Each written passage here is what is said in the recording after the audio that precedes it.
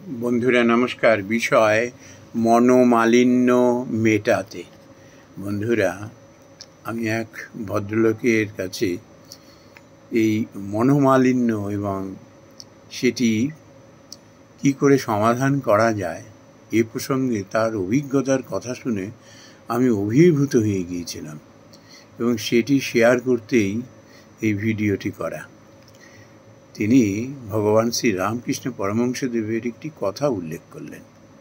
তিনি বললেন যে জীবের মধ্যেই শিবের বাস। প্রত্যেকটি জীবের মধ্যেই দেবত্বের অধিষ্ঠান রয়েছে, আর মানুষের মধ্যে তার প্রকাশ সব থেকে বেশি। তো তারপরে আবার তিনি ঠাকুরের আর একটা প্রসঙ্গ টেনে নিয়ে এসে বললেন, বলে আবার এরকমও তো হয়, যেই জীবের মধ্যে দেবত্বের প্রকাশ তিনি বলছেন, আবার সেই জীব থেকেও কিভাবে সাবধান হতে বলছেন যে যখন তুমি দেখছো একটা উন্মত্ত হাতি এগিয়ে আসছে, তুমি তাকে কি ভগবান হাতি বলে তার সামনে দাঁড়িয়ে পড়বে? তুমি এড়িয়ে যাবে তাকে। আবার তিনি এও বলেছেন যে দেখো, যখন কোনো মানুষ এরকম নেশা ভাঙ করে উন্মত্ত অবস্থায় মাতলামি করছে, ওই অবস্থায় তাকে তুমি যদি উপদেশ শোনাতে যাও, তোমার গোষ্ঠী উদ্ধার করে দেবে। ওই মুহূর্তে তাকে বলতে হয়, হ্যাঁ গো কুড়ো, কেমন আছো? পরিস্থিতি যে সামাল দিতে পারে। আর ইংরেজিতে একটি কথা আছে, tactful. This is very important word. কেউ যদি ট্যাক্টফুল হতে পারে না, সে কিন্তু অনায়াসে বিপদ আপদকে কাটিয়ে ওঠে। তো যাই হোক, তিনি মূল বিষয়ে ফিরে এসে বললেন যে দেখো, কিছু কিছু মানুষ আছেন যাদের উপরে কিন্তু মানুষ আস্থা রাখতে পারেন এবং নিশ্চিত হয়ে যান যে ইনি একমাত্র মানুষ যিনি এই বিবাদটাকে থামিয়ে দিতে পারবেন, এর একটা ভিত করতে পারবেন।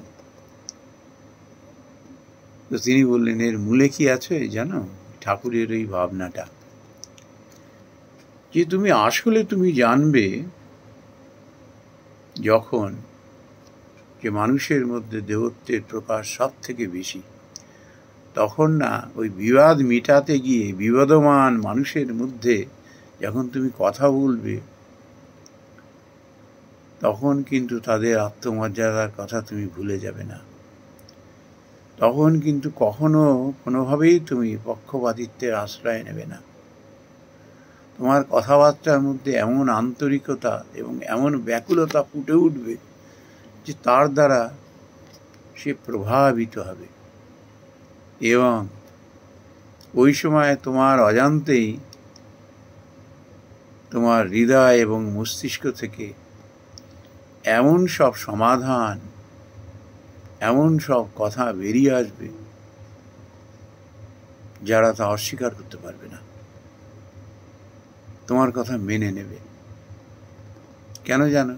ওই যে তুমি ভাবছো যে আমি উপদেশ দিতে এসেছি ঠিকই, বিবাদ থামাতে এসেছি ঠিকই, কিন্তু আমার মধ্যে যেমন দেবত্ব রয়েছে, এদের মধ্যেও সেই একই দেবত্ব রয়েছে। তারা হয়তো সাময়িক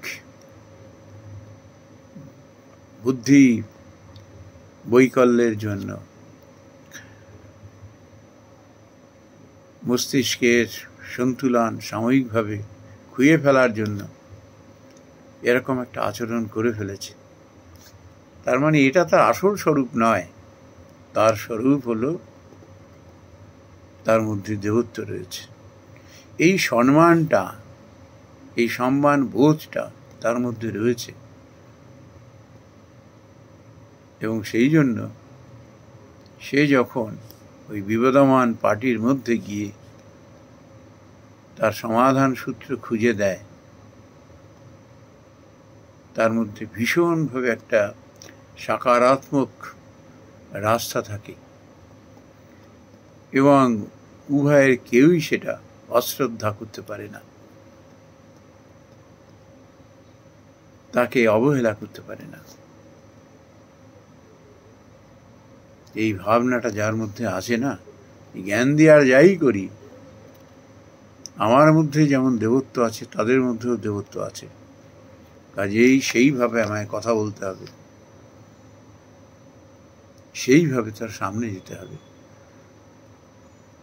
তার সাময়িক বুদ্ধি বিপর্যয়কে কেন্দ্র করে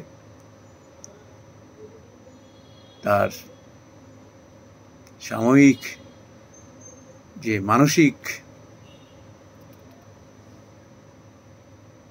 যে অসন্তুলন অবস্থা, তার পরিপ্রেক্ষিতে তাকে বিচার করে তার সঙ্গে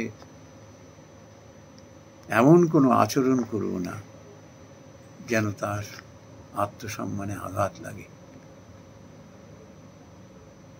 বন্ধুরা, আমি তার এই কথাগুলো শোনার পরে খুব গভীর কথা, খুব গভীর কথা, কিন্তু একেবারে সত্য কথা, এতে কোনো ভুল নেই। আমরা বেশিরভাগ মানুষ কেন ফেল হয়ে যাই জানেন? এই বোধটা আমাদের মধ্যে থাকে না। যার মধ্যে থাকে না সেই সফল হয়। মানুষ তাকে লিডার হিসাবে গ্রহণ করে কায় মনোবাক্যে। ঠাকুরের এই মহান উপদেশ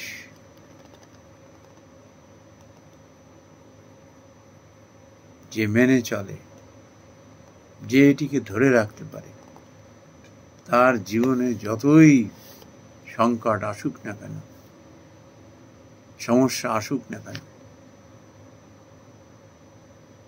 সে সহজেই তা পার হয়ে যাবে,